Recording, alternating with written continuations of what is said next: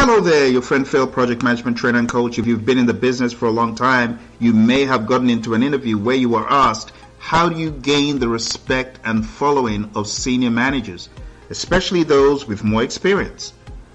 That question is an extremely loaded one. This question is looking to see if, number one, you understand the leadership game.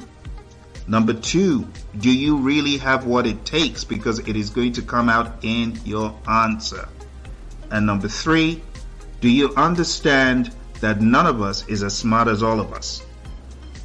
Let's tackle the very first perspective. It has to do with understanding what leadership is about. Leadership is about influence. John Maxwell says the true measure of leadership is influence. Nothing more, nothing less. What causes you to have influence is not age, and it's not position, and it's not title. What causes you to have influence beyond the position is demonstrating competence and expertise. So if anyone were to ask you, how are you going to get people to follow? Number one, knowledgeable. I will stay informed. I will be updated on industry trends. I will study the organization. I'll understand company policies. I'll understand procedures. Knowledge is power. And demonstrating that you're well versed in your area builds credibility. Also, in John Maxwell's 5 levels of leadership, he talks about delivering results. In an interview, make it clear that you will stop at nothing to deliver the results needed. Consistently meeting or exceeding targets shows that you can turn plans into successful outcomes.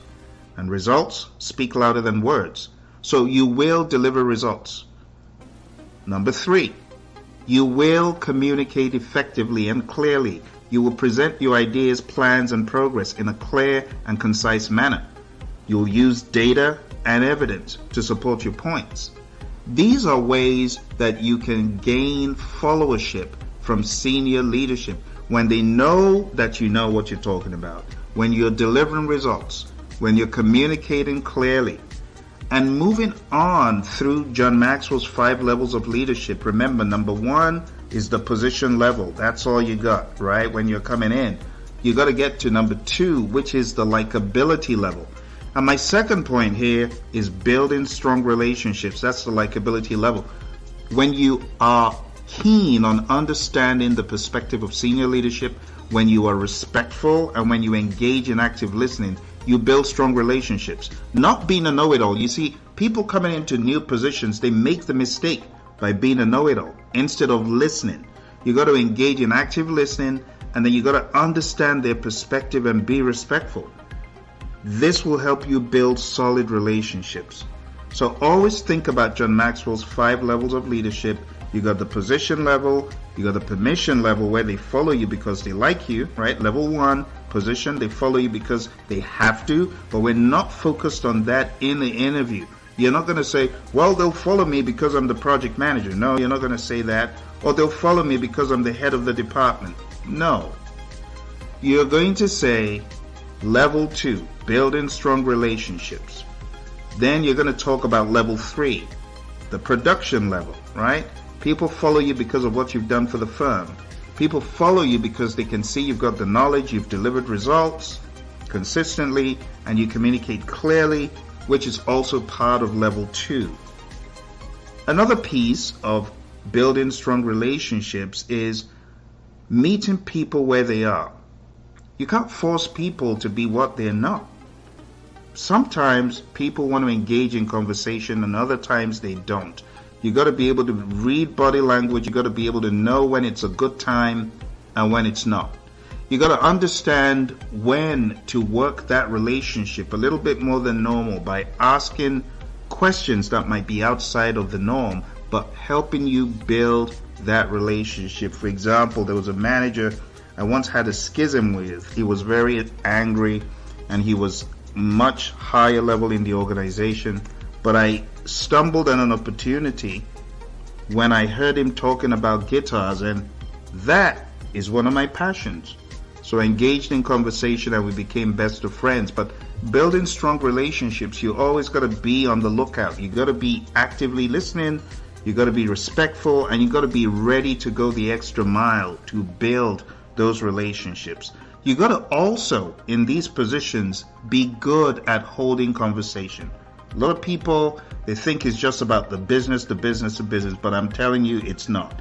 You got to be ready to understand what is happening in the news, what is happening in pop culture, what is happening in the world of music, what is happening in the world of politics. And I'm not saying talk about politics at work, but don't be clueless, because you might have the opportunity to build strong relationships around various aspects of life. Okay? So just be ready to use anything as a conversation piece. This is me telling you what works in the real world. Okay? Number 3, in order to gain respect, you must be able to project gravitas. How do you project gravitas? It's all in the way you carry yourself. Chest out, straight, in figure, not hunched over, not looking like a peon begging for a role. No, you're not being cocky, but at the same time, you're not being someone doubling over, looking for, oh, please have mercy on me. I'm just coming for this interview and humble little me. No, I have every right to be at this table. Believe in your abilities. Communicate your ideas with confidence. Avoid sounding uncertain or hesitant. One of the things I coach people to do is to read their resumes with power. Read your resume. Practice reading your resume with power. Practice speaking with power. Now you can hear the way I'm speaking to you right now. Now that's a little bit too much force for an interview. But you want to be able to raise it to the level that projects confidence. Not my resume is not as good as I would have liked, but I'm happy to. No, you got to raise your voice to the right level, and it's all about reading the room and reading the volume of the conversation. Okay? Don't be afraid of using body language. Good posture, eye contact, deliberate gestures with your hands, non-verbal cues. It significantly impacts how others perceive your confidence and authority. If you're speaking with your hands held down tightly, not moving an inch, that does not project confidence. To project gravitas, your body language must speak. You must own the space around you. Not getting into other people's space, but you must own the space around you. Another way of projecting gravitas when rubber meets road is making decisions firmly, sticking to them. Unless new and critical information warrants a change, don't waver. In order to gain respect, you got to lead by example, integrity, act with honesty. This is going back to level 2 from John Maxwell.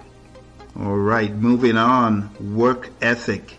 Talk about your work ethic, how you have a great work ethic to uphold what is needed at any point in time within the organization.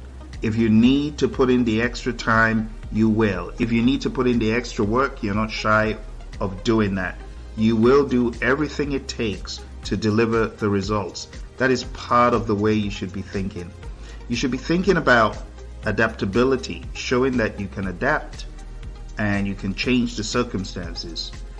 Also, you want to talk about how you will strategically network and build alliances. If you are a people person, this is not a problem to talk about, because relationships with influential people can amplify your voice. Remember, the true measure of leadership is influence, nothing more, nothing less. It's not always influence through you. It's influence through a network, a strong network. And one of the things that I did as soon as I got to an organization where my career changed was to begin networking. And guess what? The network paid off, because when I needed it the most, these people came to my rescue. So you got to network strategically. Seek feedback from peers, seek feedback from subordinates, build your influence. and continuously invest in your own self-development through training. Okay? So, in closing, you got to create a vision. You got to articulate a clear vision for your team. If you have a team, you got to communicate achievements. Regularly update senior management with what you have done. As the saying goes, if you don't toot your horn, no one's going to do it for you. So you got to make what you have done be known. Okay? Also, managing of conflicts. Be professional. Seek to resolve conflicts professionally. And in so doing, you are going to gain the respect and following of your peers, your subordinates, and senior management, especially senior management with more experience. It can be challenging, but it's achievable. And these are things that I did not know in the beginning. These are things I did not have the emotional intelligence or the leadership IQ to understand from the get-go. But I learned along the way. So, let me summarize in 5 steps. Number 1, demonstrate competence and expertise. Be knowledgeable, deliver results, and communicate clearly. Number 2, to gain respect of your senior management, build strong relationships, invest in relational energy, perceive their perspective, be respectful, and engage in active listening. Number 3, you got to project gravitas. It's all in your body language. It's all in your posture. It's all in how you deliberately make every move, your eye contact, your gestures, nonverbal cues. They significantly impact how others perceive your confidence and authority. Don't go in there hunched. Don't go in there with your hands in between your legs. Occupy the space around you, okay? And be decisive. Number 4, lead by example. Number 5, build influence. Network strategically, seek feedback, and develop professionally. When you do all these things, my friend, you will, bit by bit, begin to build more and more confidence, and you'll be able to project it. So if anybody asks you in an interview, how are you going to get those who are senior to you to follow? You say, going through John Maxwell's 5 levels of leadership in your head, in the position level, I will demonstrate competence and expertise. Number 2, in the permission level, I will build strong relationships. I will be respectful, I will be likable, I will engage in active listening. You also want to point out that you will lead by example. Go into level 3. You will get stuff done. Your track record will speak for itself. You're going to lead by example. And number 5, you're going to build influence through a strategic network. Okay? I hope this gave you some insights. I wish you all the very best in your job search. Bye for now.